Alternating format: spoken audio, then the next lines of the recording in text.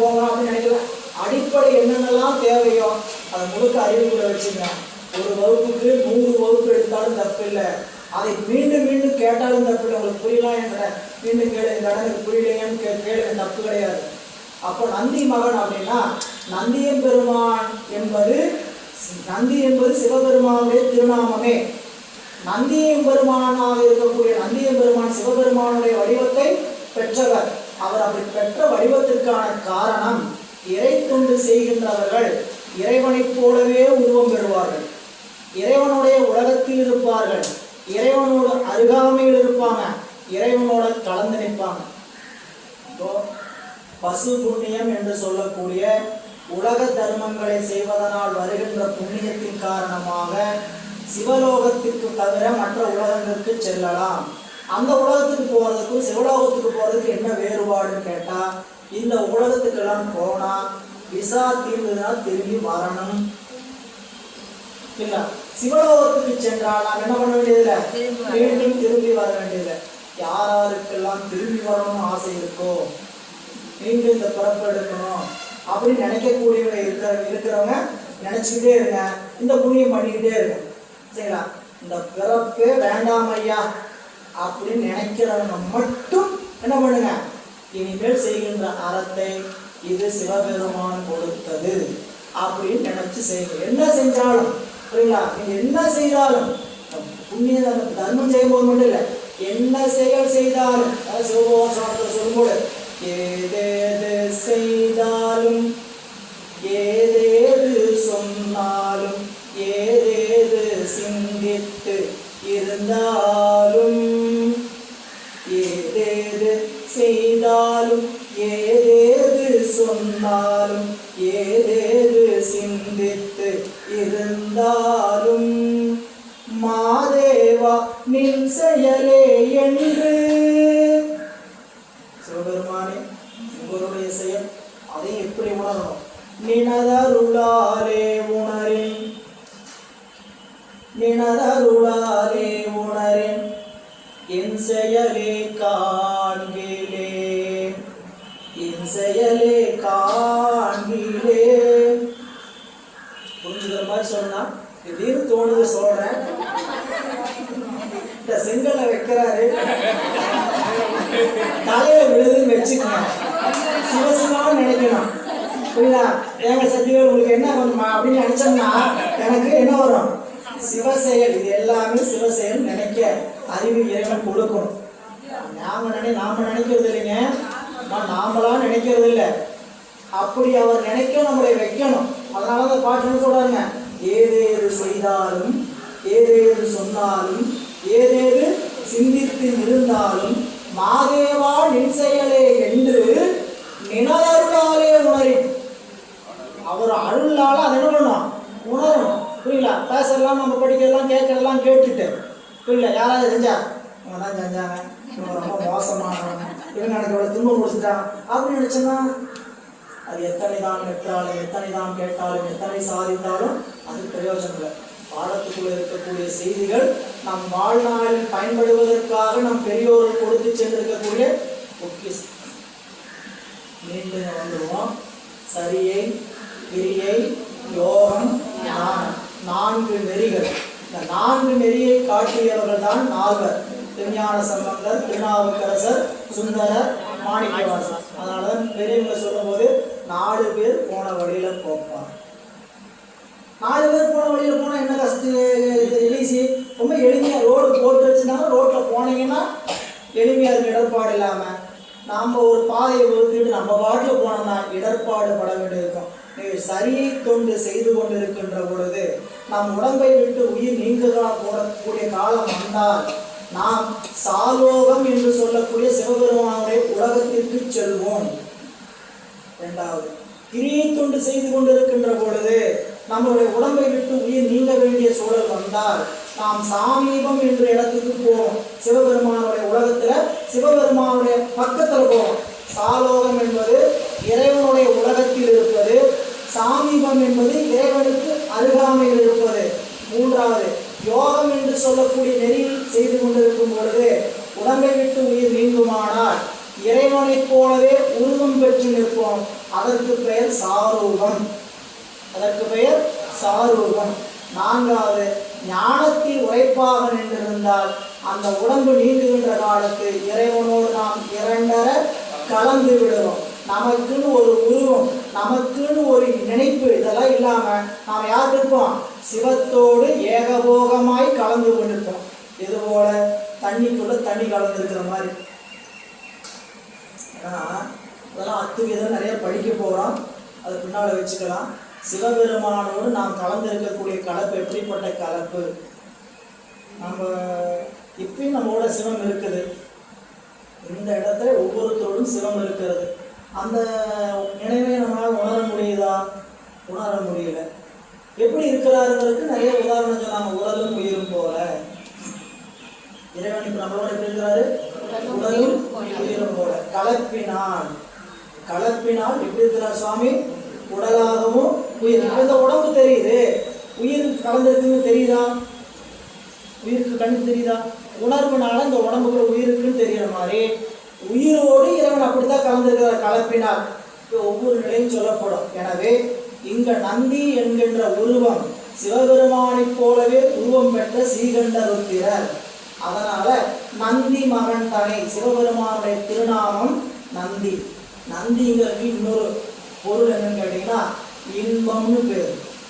நந்திங்கிறது இன்பம், இன்பத்தின் உருவம். சிவமே அப்படிப்படுங்க, இன்பத்தினுடைய உருவம். அந்த இன்பத்தினுடைய உருவமாக வருபவர் தான் யாருன்னு கேட்டீங்கன்னா விநாயக பெருமான். நந்தி மகன் தனை ஞான கொழுந்து. கொழுந்துன்னா மரத்துல எங்க இருக்கும்? உச்சியில் இருக்கும், நுனியில இருக்குல்ல. அப்போ ஞானத்தினுடைய உயர்ந்த நிலையில நிற்பவர்னு பேர். ஞானத்தினுடைய உயர்ந்த நிலை. ஞானத்தில் உயர்ந்த நிலைனா என்னங்க அப்படின்னு கேட்டா, அதுக்கு இப்ப சரியை கிரியைன்னு சொன்னோம் இல்லைங்களா? இந்த 4 நிலை 16ஆக விரியும். சரியையில் சரியை, சரியையில் கிரியை, சரியையில் யோகம், சரியையில் ஞானம். இது 3 பேர் இன்னைக்கு பார்க்கறத பார்த்தா என்னமோ நீங்க சொல்லிட்டு இருக்கிறீங்கயா அப்படிங்கிற மாதிரி தெரியும். புரிஞ்சாலும் புரியினாலும் இப்ப என்ன பண்றோம்? பேரளவு கேட்டு வச்சுக்கோங்க, சரிங்களா? ஒரு நாளைக்கு ஐயா சரியை சரின்னா இதாங்கன்னு எங்கிட்ட கேட்பீங்க. நீங்க ஒரு நாளைக்கு நீங்க தவம் பண்ணிட்டே வந்தீங்கன்னா என்ன ஆயிருன்னு கேட்டீங்கன்னா, சரியை சரின்னா அன்னைக்கு இதுதாங்க சொன்னீங்க நீங்க நான் எங்கிட்ட கேட்பீங்க. அப்போ இப்ப எப்படி தெரிஞ்சுக்கணும்னு கேட்டீங்கன்னா, பேரளவில் எனக்கு புரியலினாலும் பரவாயில்ல, பாடம் கேட்கும் போது முத அப்படிதான் எங்க அறிவுக்குள்ளே இருந்தது. அதனால உங்கள்கிட்ட சொல்றேன். சரியேங்கிறாங்க, கிரியேங்கிறாங்க, சரியேங்கிறாங்க, என்னமோ சொல்றாங்க. அனுபவத்தில் பூசையில் தான் இதெல்லாம் அனுபவிக்க முடியும். எனவே சரியில் சரியை, சரியில் கிரியை, சரியில் யோகம், சரியில் ஞானம், கிரியில் கிரியை, சரியை கிரியில் யோகம், கிரியில் ஞானம், இப்படி 16 பிரியும். கடைசிக்கு என்ன நிற்கும்?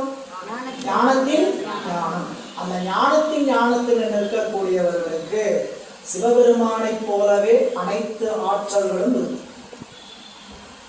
அதனால கொழுந்துன்னு சொன்னது ஞானத்தின் உயர்ந்த நிலையில் அருள் செய்யக்கூடிய தன்மையில் இருப்பவர் விநாயக பெருமான். ஏன்னா கொழுந்துன்னு சொன்னாவே உயர்ந்து சொல்றான்னு நினைக்கணும். நம்மளை பேசும்போது பழக்கத்துல மாறி இருக்கும். இது பெரிய அறிவு கொழுந்து. அறிவு கொழுந்துன்னா நம்மளுக்கு அறிவு இல்லாதவன்னு சொல்றாங்க, நல்லா வாழ்த்துறாங்க, நல்லா மகிழ்ச்சி ஏற்றுக்கணும். அப்ப நம்ம நம்மள இது பண்றாங்க, வாழ்த்துறாங்க. எனவே ஞான கொழுந்தினை இப்படிப்பட்ட தன்மைகள் தகுதி இருப்பதனால் விநாயக பெருமானை குந்தியில் வைத்து அடி போற்றுகின்றேன். குந்தி என்பது உள்ளம், மனம், உயிரினுடைய அறிவு. சரிங்களா? இதெல்லாம் மனம்னு வச்சுக்கணும், இல்லாட்டி உயிரினுடைய அறிவு வச்சுக்கணும். மனம் என்பதும் கருவிதான், புரியுதா? அப்ப கருவிகளை வச்சு இறைவனை வழிபாடு செய்கிற நிலையை தாண்டி உயிருடைய அறிவுகளை வச்சு இறைவனை வழிபாடு செய்யணும். குந்தியில் வைத்து அடி போற்றுகின்ற இறைவனை என்னுடைய தியான பொருளாக நான் கருதுகிறேன். குந்தியில் வைத்து அடி போற்றுகின்றேன்னா என்ன பொருள் கேட்டீங்கன்னா, என்னுடைய மனதில் என்னுடைய அறிவில் விநாயக பெருமானை தியான பொருளாக கருதுகின்றேன். தியான பொருள்னா யாருக்கு என்ன தியான பொருளாக வேணா இருக்கலாம். யாருக்கு எந்த பொருள்ல அறிவு பதிஞ்சு நிற்குதோ அதுதான் தியான பொருள். அங்கே தீச்சுடர் இருக்கலாம், விளக்கு இருக்கலாம், தாமரை இருக்கலாம், நடராஜ பெருமான் இருக்கலாம், விநாயகர் பெருமான் இருக்கலாம், முருகர் இருக்கலாம், வேல் இருக்கலாம், என்ன வேணா இருக்கலாம். புரியுங்களா? என்னுடைய மனைவியோட இருக்கலாம். எனக்கு அறிவு அங்கதான் பதிவுன்னு என்ன பண்ணலாம், அங்க நின்று தியானம் பண்ணிட்டு இருக்கணும். அதுதான் தியானம். தியான பொருள் என்னங்க? அறிவை லயமாக்க வேண்டும்.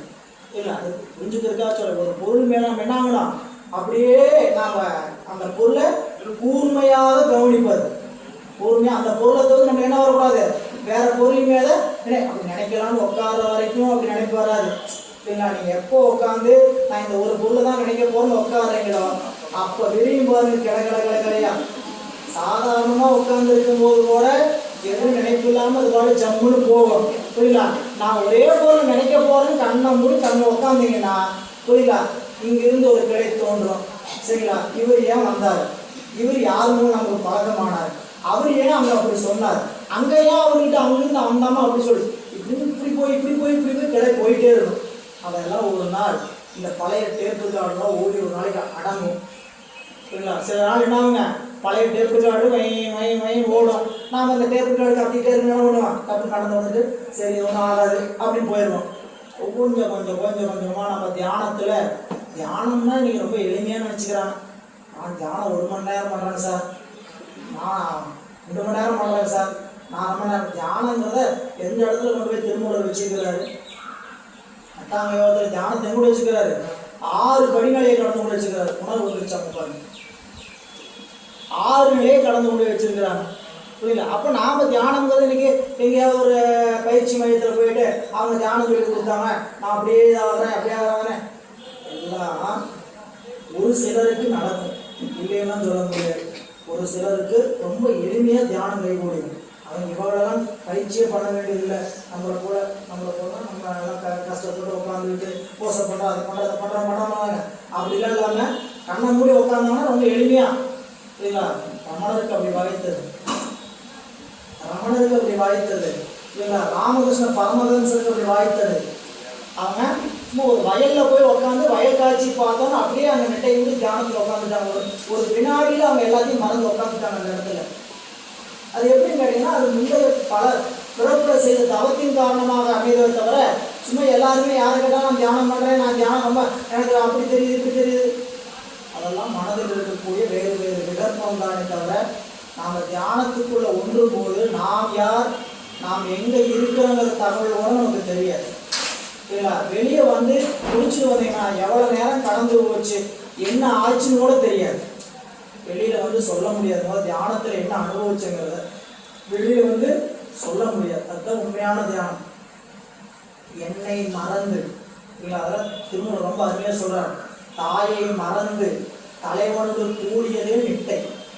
தாயை மறந்து தாய் தன்னுடைய தலைவனை கூடும்போது தன்னை மறந்து கூடனா தான் இன்பம். நான் இருக்கிறேன் நினைச்சு கூடனா இன்பம் இல்லை.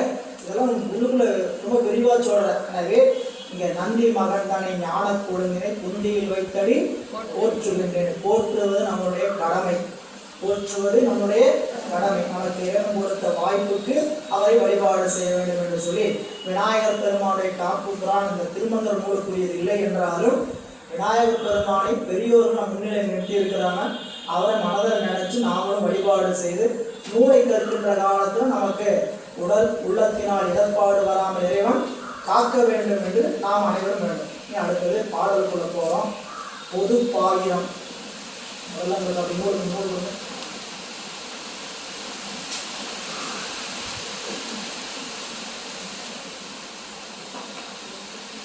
பாயிரம் அப்படின்னு இருக்கும். இந்த பாயிரத்துங்கிறதுல விளக்கு நிறைய சொல்லியிருக்கிறாங்க. பாயிரம், பொது பாயிரம், சிறப்பு பாயிரம் அப்படின்னா நிறைய இருக்கு. இல்லைங்களா? அந்த இலக்கணத்துக்குள்ள இப்போ அடியும் போகலை. பாயிரம் ஒரு நூலுக்கான முன்னுரை. பாயிரம் என்பது நூலுக்கான முன்னுரை. இந்த நூலுக்குள்ள என்னென்னலாம் நான் சொல்ல போகிறேங்கிறத அவர் முன்கூட்டியே நினைந்து கொண்டு சொல்வதாக அமைக்கப்பட்டிருக்கக்கூடிய பகுதி. நிறைய கருத்துக்கள் உண்டுங்க. இறைவன் அதாவது திருமூலர் செய்த பாயிரத்தை அந்த தலைப்பை அவர் வைக்கவில்லை என்றும் பின்னாடி வந்தவங்க வச்சாங்கன்னும். பாயிரம் என்பது முதல் சொன்ன ஒரே ஒரு பாடல் தான் என்பது. இப்போ நீங்கள் பாயிரம் எடுத்துக்கிட்டீங்கன்னா ஏறத்தாழ 50 பாடல் பாயிரம் வரும். 100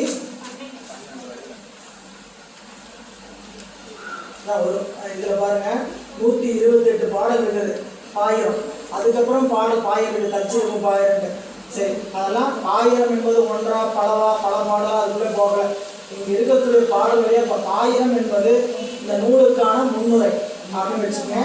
முதல் பாடல் கடவுள் வாழ்த்து அப்படின்னு சொல்லி ஒன்றவன் தானே இரண்டவன் இன்னருள் நின்றனன் மூன்றினுள் நான்கு உணர்ந்தான் ஐந்து வென்றன ஆறு விரிந்தன ஏழு கும்பச் சென்றன தான் இருந்தான் உணர்ந்து எட்டே. நண்பர்கள் எல்லாருடைய கையிலும் படிக்க தெரிந்தவர் அனைவரும் நூலை வாங்கி வச்சுங்க. படிக்க தெரியாதவங்க நூலை வாங்கி வீட்டில் வச்சுக்கோங்க. வகுப்புக்கு வரும்போது கொண்டு வாங்க. சுமந்துட்டு வந்துட்டு போகிற புண்ணியமாக நமக்கு கிடைக்கும். அதாவது வாங்கக்கூடிய நூல் நம்மளுக்கு தேவையில்லாம படிச்சுக்கிட்டா இருக்கிறோம், நம்மளுக்கே படிக்க தெரியாது. அது இந்த தமிழ்லாம் படிக்கிறது எங்களுக்கு சுத்தமாக தெரியாதுன்னு என்ன பண்ணிடாதீங்க. ரொம்ப எளிமையாக கிடைக்கிற புண்ணியத்தை விட்டுறாருங்க. 200 ரூபாய்க்கு புண்ணியத்தை சுமந்துட்டு போகலாம். 200 ரூபாய்க்கு கையில் புண்ணியத்தை சுமந்துட்டு போகலாம். எனவே கட்டாயம் அனைவரும் புத்தகம் வாங்கி வச்சுங்க. படிக்க தெரிஞ்சவங்க வாசிக்கும் போது கூடையே படிங்க. 3000 பாடல் ஒரு முறை வாசிச்ச மாதிரியாவது இருக்கும். அந்த வகையில் பாடல் மீண்டும் ஒரு முறை படிக்கிற மாதிரி. ஒன்றவன் தானே இரண்டவன் இன்னருள் நின்றனன் மூன்றினுள் நான்கு உணர்ந்தான் ஐந்து வென்றனன் ஆறு விரிந்தனன் ஏழு உம்பச் சென்றனன் தான் இருந்தான் உணர்ந்து.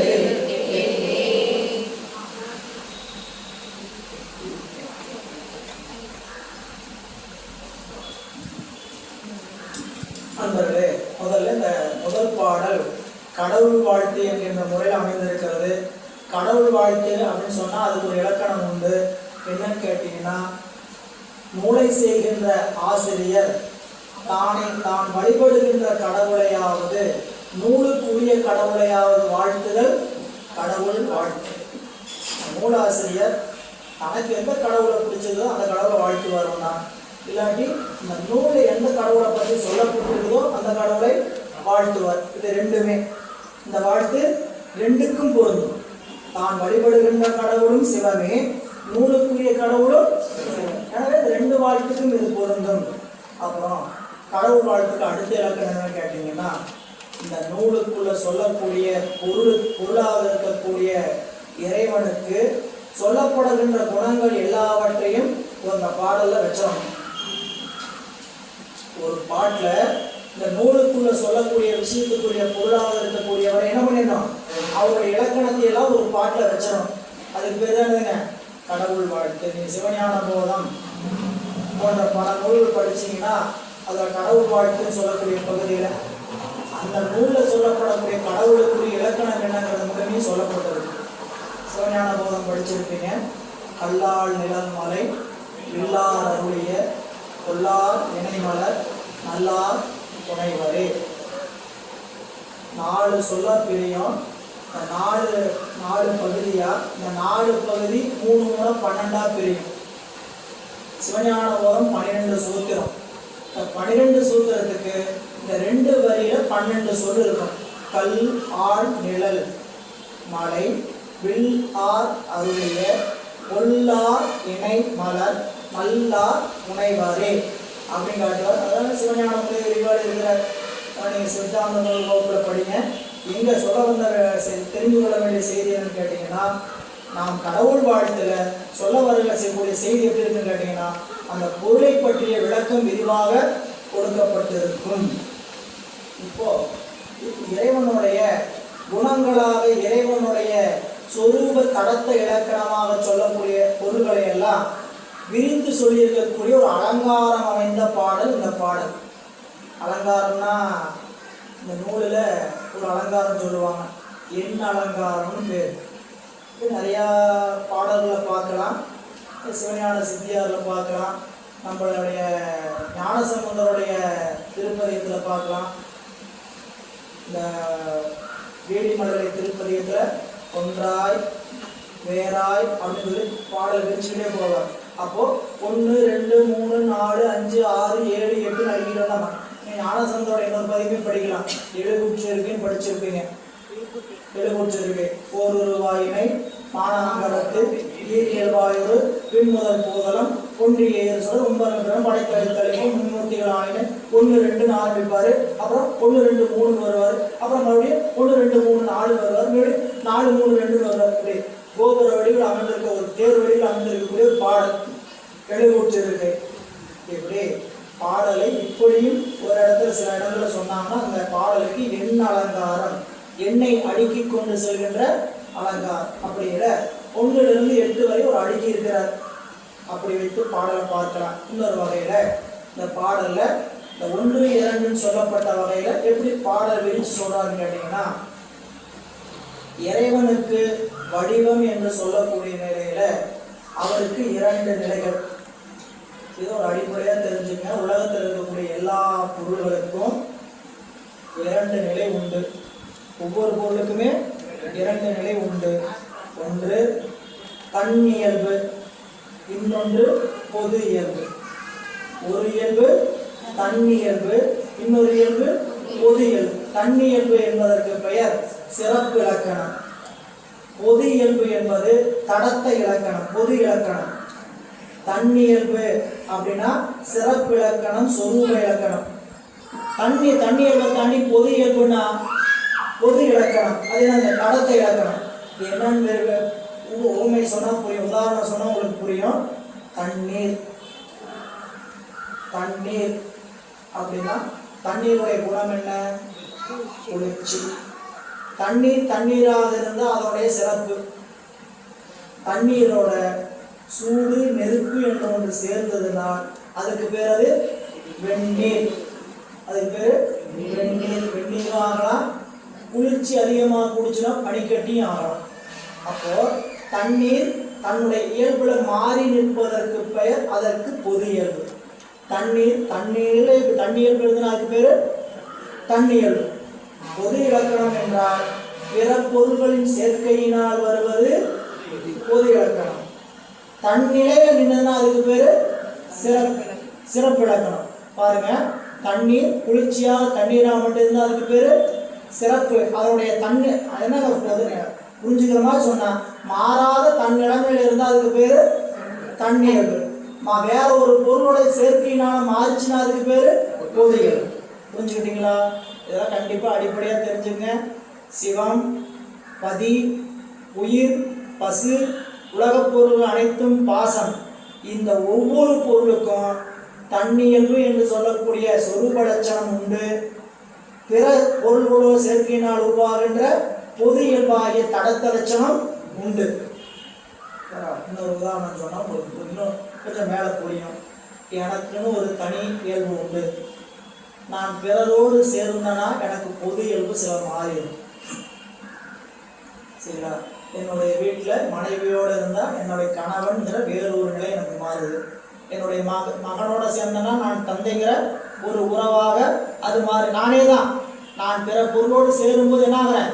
வேறு பொருளாக காட்சி அளிக்கிறேன். அதுபோல உலகத்தில் இருக்கக்கூடிய ஒவ்வொரு பொருளுக்கும் ஒரு சிறப்பியல்பு உண்டு. அது தன்னிலையில் இருப்பது. வேறு எந்த பொருள்களோடும் சேராமல் தன்னிலையில் இருந்தால் அதுக்கு பேரு சிறப்பியல்பு. வேறு பொருள்களின் சேர்க்கையினால் உண்டானால் அதற்கு பெயர் பொது இயல்பு. இது புரிஞ்சுதுங்களா? இப்போ அடுத்தது இந்த பாடல்ல சிவபெருமானுடைய 2 இயல்பும் சொல்லப்படுது. அதுக்கு போறதுக்கு முன்னாடி முதல் பாடல்ல முதல் சொல் என்னன்னு பாத்தீங்கன்னா, ஒன்றவன் தானே, அவன் தானே ஒன்று. அந்த சொல்ல எப்படி படிக்கணும்? அவன் தானே ஒன்று. உலகத்தில் இருக்கக்கூடிய பொருள் என்று சொல்லக்கூடிய பொருள்ல அவன் ஒரு பொருள். அவன்தான் பொருளாக சொல்லக்கூடிய பொருள், ஒப்பற்ற பொருள். ஒன்றவன் தானேனா அவன் தானே ஒரு பொருள்னா அவனை தவிர ஒப்பற்ற பொருள் உலகத்தில் கிடையாது. சரி, அப்படின்னா வேற என்னென்ன பொருளா இருக்குதுன்னு முதல்ல தெரிஞ்சுக்கணும். உலகத்துல என்னென்ன பொருளா இருக்கு? யாருங்கய்யா சொல்றது? பட்டியல் போடுற மாதிரியாங்க யார் இருக்குது? உலகத்தில் இருக்கிற பொருள் கண்ணை திறந்து பார்த்தோம்னா இங்க இருக்கிற பொருளே என்னால் எதுவும் சொல்ல முடியாது. நீங்க உலகத்தில் இருக்கிற பொருள் கேட்டீங்கன்னா நான் இப்படி சொல்லுவேன் அப்படின்னு நீங்க நினைக்கலாம். இதெல்லாம் நம்ம பெரியவங்க அப்படியே சுருக்குனாங்க. உயிருடைய பொருள் அவ்வளவுதான். பாருங்க எவ்வளவு பொருள் எவ்வளவு எளிமையா சுருக்கிட்டாங்க. பாருங்க எவ்வளவு பொருள் நிறைய இருக்குதுங்க, உலகம் முழுக்க சுத்தணும்னா. இதெல்லாம் என்ன பண்ணலாங்க? சுருக்குங்க. உயிரற்ற பொருள், உயிருடைய பொருள். உயிருடைய பொருளுக்கு உயர்திணை, உயிரற்ற பொருளுக்கு அஃறிணை. இலக்கியம், இலக்கணம். அவ்வளவுதான், தொல்காப்பியத்தில் இலக்கணத்தை வச்சுட்டாங்க. இந்த உயிருடைய பொருளையே நம்மளுடைய சைவ சித்தாந்தத்தில் ரெண்டாக சொன்னார்கள். ஒன்று முற்றறிவு உடைய உயிருடைய பொருள், இன்னொன்று சிற்றறிவு உடைய உயிருடைய பொருள். இப்போ 3 பொருளை பிரிச்சாங்க. உலகம் முழுக்க சடப்பொருளாக இருக்கக்கூடிய ஒரு பொருள், புரியல, சடப்பொருளுக்கு அடுத்ததாக இருக்கக்கூடிய அறிவுடைய பொருளாக இருக்கக்கூடிய சிற்றறிவுடைய பொருள், எல்லாவற்றையும் உணர்கின்ற முற்றறிவு இருக்கக்கூடிய பொருளாக இருக்கக்கூடிய ஒரு பொருள். இப்ப பொருளை எப்படி பிரிச்சாங்கன்னு கேட்டீங்கன்னா, அறிவை அடிப்படையாக கொண்டுதான் பொருளை பிரிச்சாங்க. பொருளை பிரித்தது எப்படி பிரிச்சுட்டாங்க? அறிவு. எப்படி அறிவை வச்சு பிரிச்சாங்க அப்படின்னு கேட்டா, ஒன்று தானே விளங்குகின்ற அறிவு, இன்னொன்று அறிவித்தாலும் அறியாத சடம். இந்த ரெண்டுக்கு இடையில இருக்கக்கூடிய ஒன்று அறிவித்தால் அறிகின்ற அறிவு. மீண்டும் ஒரு முறை பாருங்க. இருக்கக்கூடிய பொருள் 3ஆ சுருக்காச்சு, அதான் 2ஆ வச்சுக்கிட்டோம். எப்படி? இலக்கணப்படி, நம்மளுடைய முன்னோர்கள் சொன்ன இலக்கணப்படி, உயிரற்ற பொருள், உயிருடைய பொருள். உயிருடைய பொருளுக்கு உயர்திணைன்னு பேரு, உயிரற்ற பொருளுக்கு அஃறிணைன்னு பேரு, உயிரற்ற பொருளுக்கு சடப்பொருள் பேரு, உயிருடைய பொருளுக்கு உயர்திணை அறிவு பொருள் பேரு. இந்த அறிவு பொருளை தத்துவ ரீதியாக, சித்தாந்த ரீதியாக, தத்துவ ஞானத்தில் எப்படி பிரிச்சான்னு கேட்டீங்கன்னா, 3ஆக பிரித்தாங்க. அறிவுடைய பொருளாக 2, அறிவற்ற பொருளாக 1. அறிவுடைய பொருளாக இருப்பது தானே அறிகின்ற அறிவு 1, அறிவித்தால் தான் அறிகின்ற அறிவு 1, அறிவித்தாலும் அறியாத. இதை புரிஞ்சுக்கிட்டீங்களா? இல்லை ஏதாவது குழப்பம் இருக்கா? இன்னொரு முறை பாருங்க. இப்போ நம்மளுக்கு உலகத்தில் இருக்கிற பொருள் எல்லாம் அறிவில்லாத பொருளாக நல்லா தெரியும், சரிங்களா? இது சடம், இது சடம் தானே? இல்லை சடம்ங்கிறது அறிவில்லாத பொருள் யாருக்கா டவுட் இருக்கா? இது சடம், இது சடம், இது சடமா இல்லையா? அங்கதான் மாட்டிக்கும், சரிங்களா? இப்போ இந்த உலகமும் சடம் தான். இதுக்குள்ள உயிர் இருக்கிற வரைக்கும் தான் இதுக்கு வேல்யூ.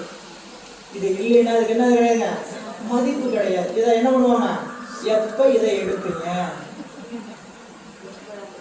எப்ப இவனை எடுப்பீங்க, எப்ப இவனை எடுப்பீங்க அதுல கேட்க, எப்ப இதை எடுப்பீங்க.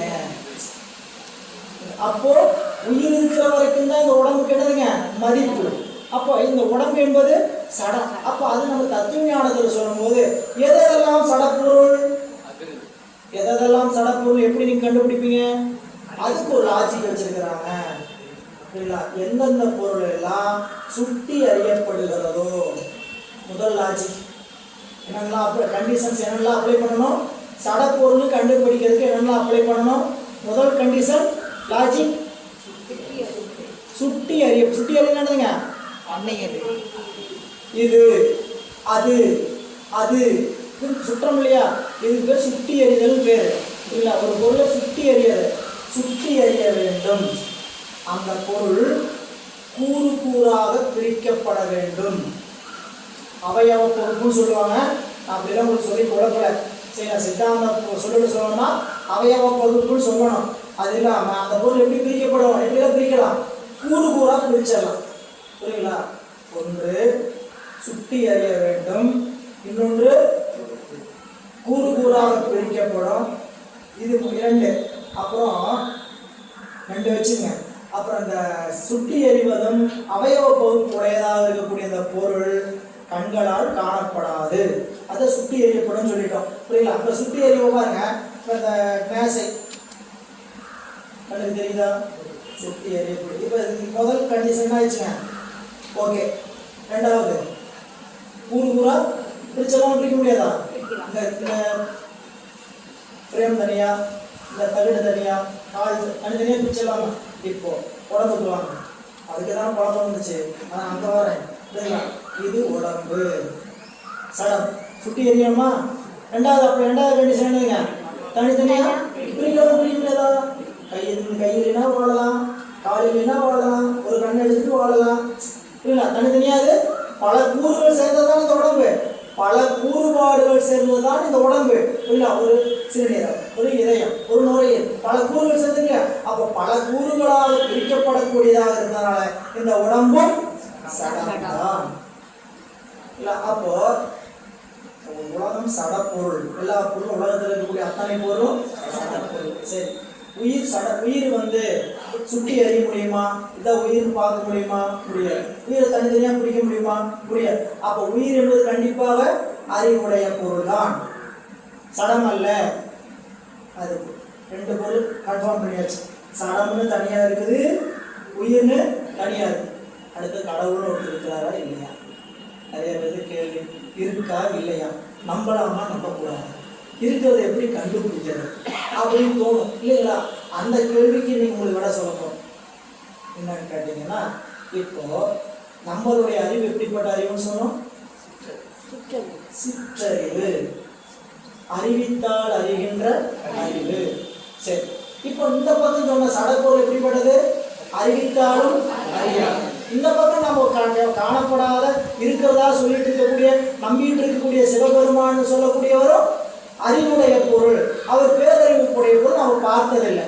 புரியுங்களா? இப்போ நம்மளை வச்சுட்டு முடிவு பண்ணுவோம். இப்படி ஒரு பொருள் இருக்குதுன்னு முடிவு பண்ணியாச்சா பண்ணலையா? எந்த பொருள்? ஜட பொருள் ஒன்று இருக்குது கன்ஃபார்ம் பண்ணிட்டு, ஜடம் தான் கன்ஃபார்ம் பண்ணிட்டோம்ல.